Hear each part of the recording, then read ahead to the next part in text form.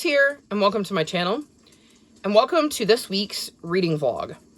So my goal for this week is to read. I have so very many books that I would like to get to this month, and I've been lacking my normal reading mojo, so I'm hoping that I can find it. I'm currently in the midst of a handful of books, so those are going to be kind of where I start. I'm partway through Lucky Broken Girl, which is a spring cover. I'm partway through Show Us Who You Are, which is a middle grade contemporary sci-fi, which is very different. I'm partway through Paola Santiago and the Sanctuary of Tears, which is a middle grade fantasy that focuses on mythology. And I've started Last Argument of Kings, which is an adult fantasy. So a little bit of everything, and I'm hoping I can get through those and a good chunk of the rest of my TBR, because is there a lot of books I need to get to. I don't even know where I am at phase 10. I would check, but, you know, I have no hands right now. Thank you, Cielo. So, yeah, I think that's going to be my focus, is seeing just how many books I can cram into 1 week. Because I'm feeling really, really behind, and I want to read, but I don't know. I didn't think I realized how much reading I did after my parents went to bed and the house got quiet between like midnight and 5 a.m. when I would go to bed. And because I'm going to bed before midnight, I'm losing all of my reading time and trying to figure out how to read in the day when the house is noisier. And it's much easier to be distracted. So, I don't know. We'll see if I can get my mojo back and get through a good chunk of my TBR this week. And hopefully by the end of the week, I will have a better idea of whether I'm going to... Hey, no. She's chewing on me like I'm a chew toy. Hopefully by the end of the week, I'll have a better idea as to whether I will actually be able to complete all of the things I wanted to get to. So I'm going to go read, hopefully. Well, actually, I'm going to go make a brownie for lunch, a protein brownie. And then I will read, and I will check back in with you later.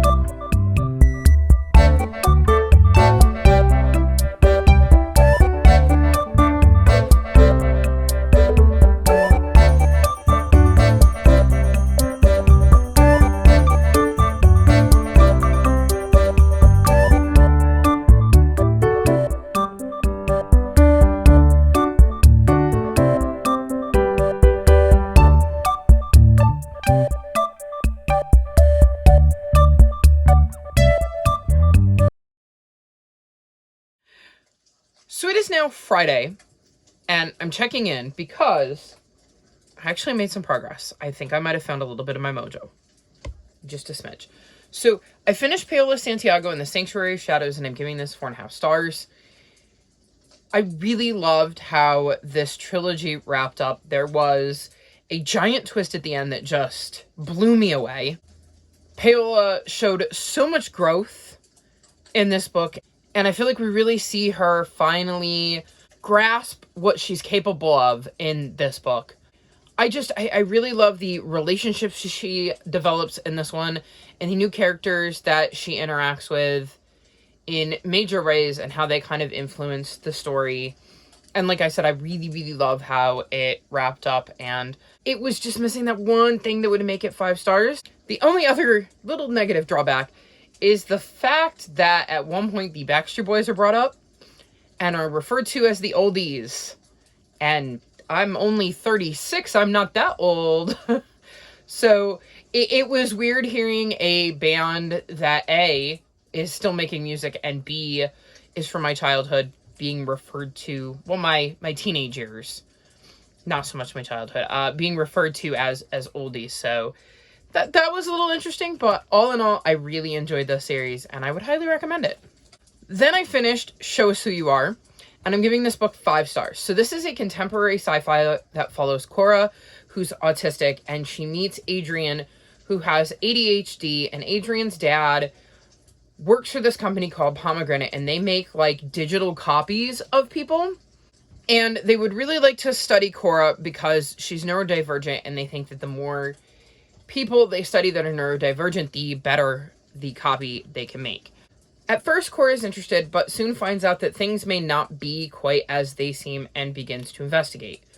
So, one of the things I absolutely adore about this book is Cora. I related to her so much, and it is the first time in a very, very, very, very, very, very, very long time that I wanted to get a copy of this book literally just to highlight stuff in, because there are so many things that are said in here by either Cora or Adrian or people who care about Cora or Adrian that really meant something to me.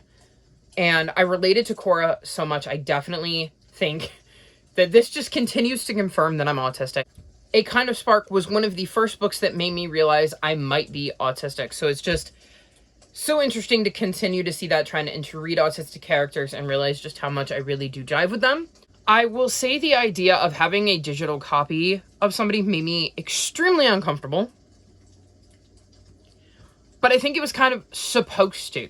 I think that's exactly the vibe that Elle McNichol was going for. And I know if I had to say, there would be no digital copy of me. Because in my opinion, you would never be able to capture me.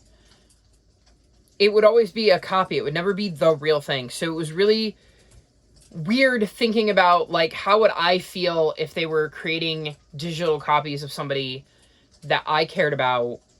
Would I want to interact with them? And I think the answer would be no, because I don't think you can ever truly capture who somebody is in a digital format. Like, it's never going to be the same as being able to interact with them in person. So it also was really thought-provoking in that sense. And I really, really, really, really love this book. And it's another amazing novel from Elle McNichol. And I think she's become a auto-read author for me. Then I read Quest for the Grail, which is the second book in the Cavall and Camelot series, which follows Cavall, who is the dog familiar of King Arthur. And in this one, they're on a quest for the Holy Grail, and I gave this book 4 stars. I enjoyed the new characters we meet in this one and the relationships that develop with those characters. I really enjoy being in Cavall's head and seeing the struggles that he goes through in this one. I don't think there's any more books in the series that are out right now, so it's kind of just a duology, and I don't know if there are more planned. Because, let's see, this one was published in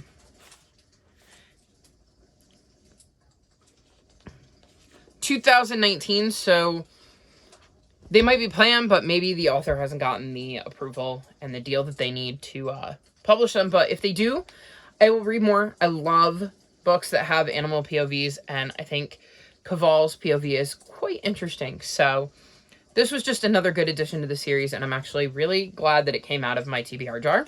Then I read History Smasher, Women's Right to Vote, and I gave this book 4.25 stars. And this is a middle grade nonfiction that looks all at the women's right to vote, and it was super interesting because I learned about a bunch of people I had never heard about. They actually mention in here that Susan B. Anthony and I'm drawing a blank. What is her name? Hang on. Elizabeth Cady Stanton. I had heard of both of them, and I remember reading about them and being really interested about them when I was a middle grader, and it was fascinating to learn how much of what I probably had been reading about at the time when it comes to their contributions to women's suffrage were written by them while they were alive, and how much they may have over-exaggerated their contributions. It was also fascinating to learn about the fact that a lot of these women were single, didn't want to get married, and just happened to live with other single women who were most likely romantic partners. So a lot of them were queer, and obviously we're not talking about it.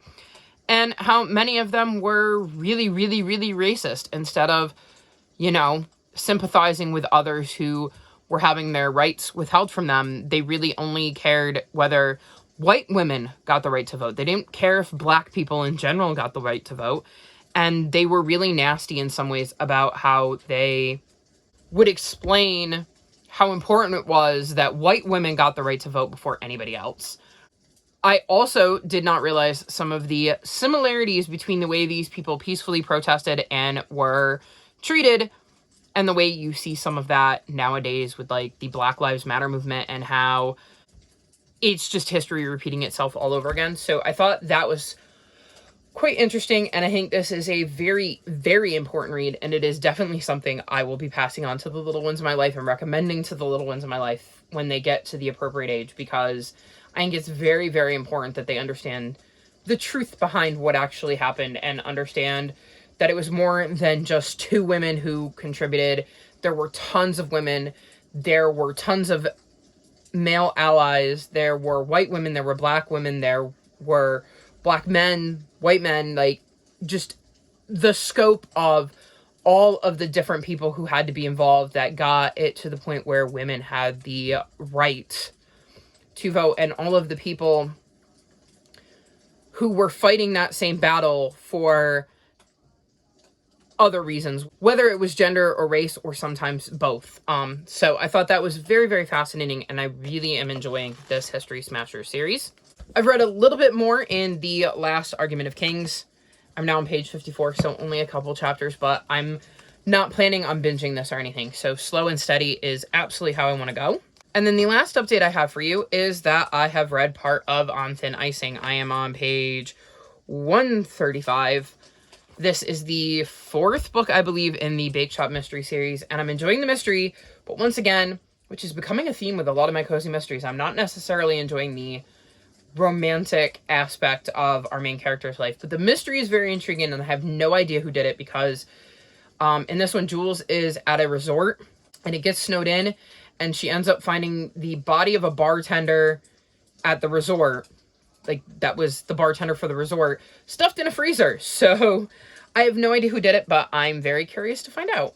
So one more thing before I go, and probably the main reason that gave me the oomph I needed to film that update with all of those books.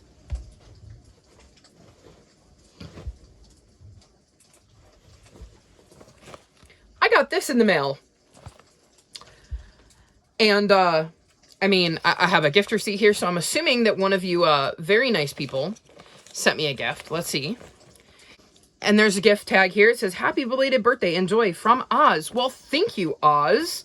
I am very excited about this. I love the little bag. I'm so incredibly thankful for this.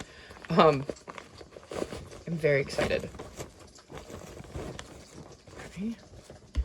It comes with a lot. This is so cool.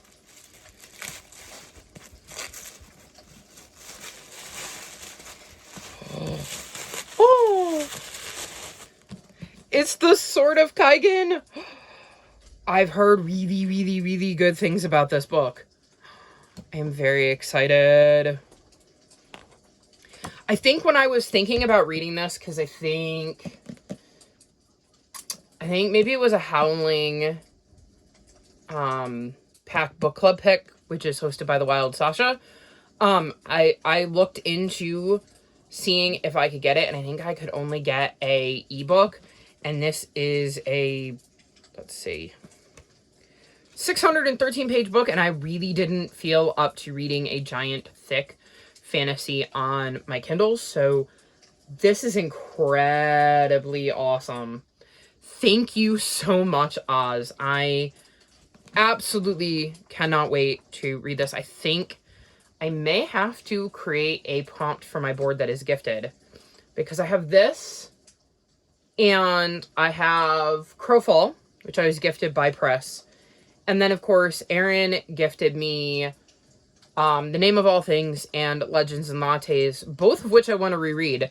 So I think I should create a gifted prompt for my board now, that I actually have a few books that were actually gifted to me. Thank you so much, Oz. I absolutely cannot wait to check this out and get it on TBR at some point. hopefully before the end of the year. So thank you. That's it for my reading update. That's it for my book update, gift update.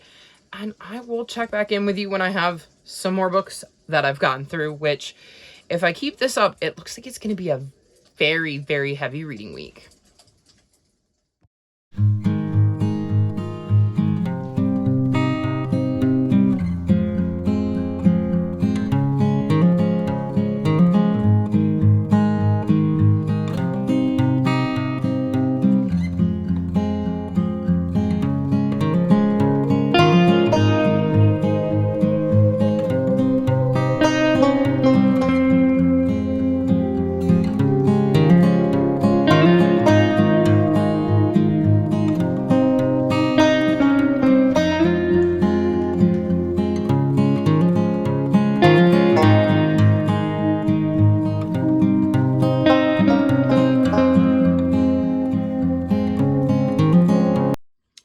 So it is now Wednesday, and me and my little helper here are here for an update. I've read quite a bit. I've definitely got my reading mojo back. I wanted to mention that I read Lucky Broken Girl, but as it's a spring cover, I won't be talking about it. I read The Taken, which is a 5-star prediction, as is The Last. So I've read all 3 of these, but I won't be talking about them in this particular video. Now, on to the books I've completed that I can actually talk about. So first up, last time I talked to you, I was partway through On Thin Icing, and I finished this. I'm giving this 3.75 stars. I'm really not into Jules' personal life whatsoever, and this wasn't my favorite mystery, so I think 3.75 is fair. I do plan to continue on with the series. I definitely suspected the suspect, and yeah, it felt kind of obvious. I just wasn't sure about their motives. And, well, that became clear very quickly. And I also feel like this was far more focused on Jules' personal life than the mystery. So I think 3.75 stars is probably as high as I can go. It might even be a bit generous. It might actually be more 3.5. But I think it's probably somewhere in the middle. So I decided to round up. Then I finished both the Obsidian Compass and the Forbidden Lock. I was reading one for Middle Grade March and one for the Final Book Support Group. So making progress in both of my readathons. I gave both of these books 4.5 stars. This is the second and third book in a trilogy that follows 3 siblings who find out that they have the ability to travel through time and go on adventures. And there's this drama going on, and they realize that their family is kind of being threatened. So they have to deal with that. I really, really enjoyed the twists and turns that happened in both of these books and how the story kind of played out. I love Matt and Ruby and Corey. I really loved seeing the adventures they got up to and how they, you know, traveled through time and how everything kind of came together in the end, and how the author tied up all of the threads that were going on, because there were quite a few. And I just thought this was a really, really enjoyable read and an amazing series, and I highly recommend it. Then I read Queer Ducks and Other Animals by Elliot Schreffer, and this is a nonfiction that talks about the animal kingdom and how the animal kingdom is not necessarily heterosexual. And it was just really, really cool to see all the different species of animals and how sexuality, I guess, plays out in the animal world. There's also quite a few chuckles in here, and I thought it was really cool. She's helping, guys. Don't you see? She's like, you don't need to see the book. You only need to see the kitty. So there's also like these little comics sparsed throughout that feature some of the animals that are talked about, and I just really, really enjoyed this look at the animal kingdom and all of the different animals who don't necessarily behave in a way that maybe some people would want you to think. And I just found it to be, like I said, a very, very fascinating read. I gave it 5 stars. I don't think I mentioned that because, you know, help. And this is another one I would highly recommend if it sounds at all interesting, because it was absolutely fascinating and such a quick and easy read. Then I read Otter, and I gave this book 5 stars. This is about an otter named Otter, and we kind of follow her journey and we see her life, and she has quite an interesting story. I also really like that it was based on actual otters that are being taken care of by, is it the Monterey Bay? Yeah, the Monterey Bay Aquarium.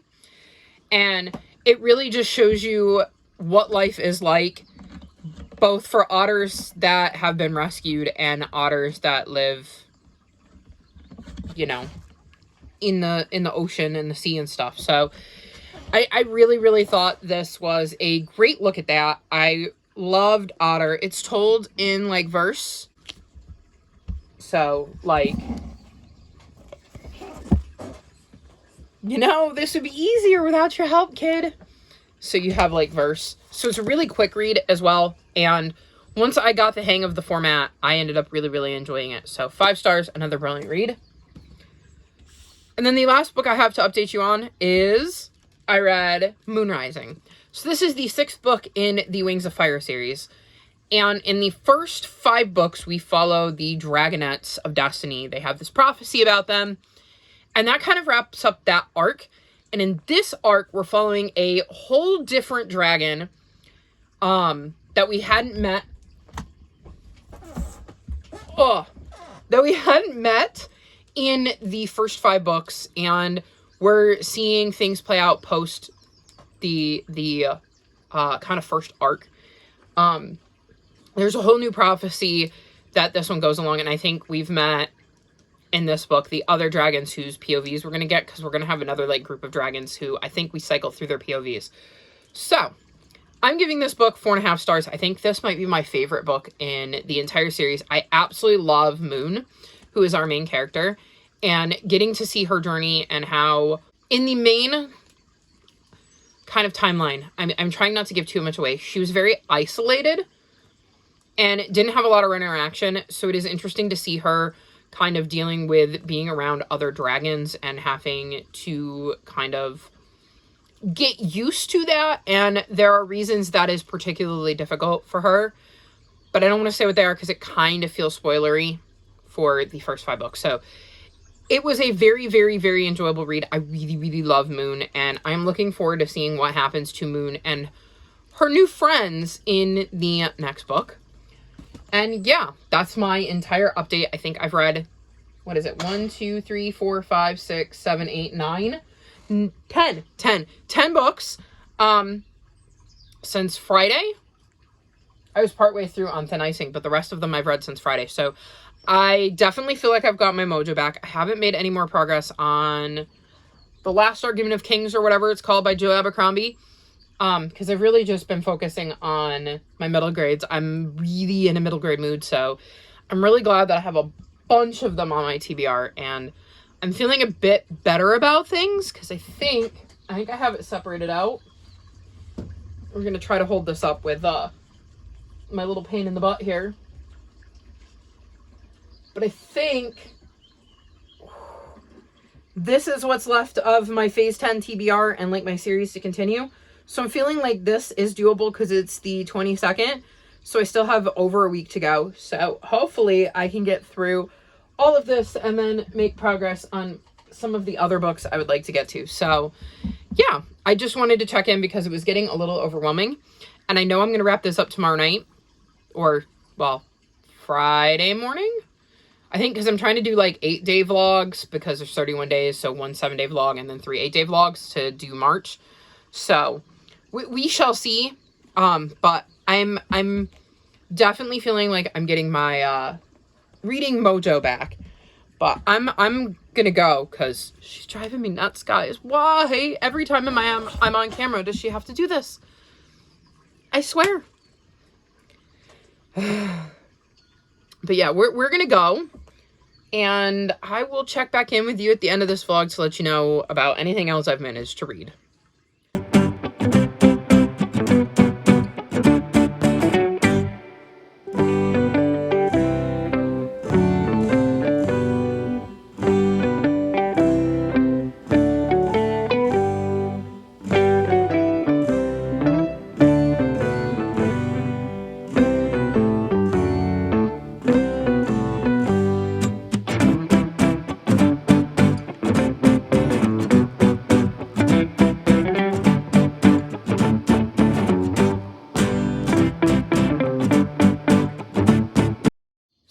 Friday, and that means it's time to wrap this vlog up.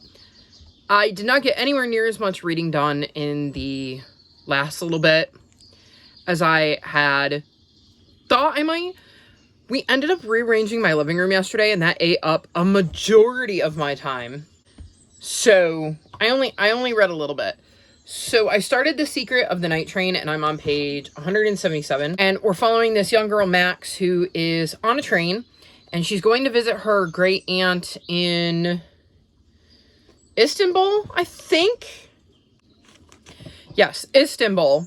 And the day she is set to leave, there is an announcement in the paper that this very famous, very expensive jewel has been stolen, and her train is searched, and she decides that the thief must be on the train, so she is going to see if she can figure out who it is before they get to Istanbul. And I believe she lives in Paris. Yes, she lives in Paris. There's lots of locations, and it's very hard to keep track of, and my brain is very, very tired after yesterday. So she's headed from Paris to Istanbul, and I believe she's stopping in multiple locations along the way, and she decides that during this journey, she's going to figure out who is the most likely culprit of the theft of the jewel and see if she's right. I'm really enjoying this so far. I'm on page 178, so I made really decent progress, even though I only had a little bit of time to read. I think Max is a very interesting character, and I've liked seeing the characters she's on the train with. And of course, you're going to come up. Come here. Oh, Cielo is here. Don't worry, guys. She heard me filming. We wouldn't want to leave you. We weren't going to leave you out. Relax. I've really, really enjoyed the characters she's met along the way. And I'm very curious to kind of see how this story wraps up and who the thief is and whether Max can puzzle it out. And then the only other update I have is that I started in on the island and I'm on page 29. I didn't get very far in it. Like I said, I didn't have tons of time to read yesterday, so yeah. Oh well, I did my best, and we'll see if I can get through this next week, but so far I'm enjoying being back with Anne. And I'm curious to see what she gets up to in this one. So, that's it. I think I had a very, very, very successful reading week. I'm quite happy with my progress, and I got a lot done besides that, because we're doing a lot of spring cleaning around our house, because the weather's been just slightly warm enough to open up the windows, and I think it's got us all, like, itching to really make things all nice and new and fresh, like the outdoors. So there will probably be more of that in the next few weeks as well. But that's it for this vlog, which has plenty of books that were read this week. I think it was like 12? I don't know. I read a lot this week, which really, really helped. So I'm going to wrap it up here. All of my social media is linked in the description below if you'd like to come chat with me. If you've made it this far in the video, leave me train emojis. Like this video and subscribe to my channel, and I'll talk to you next time. Bye!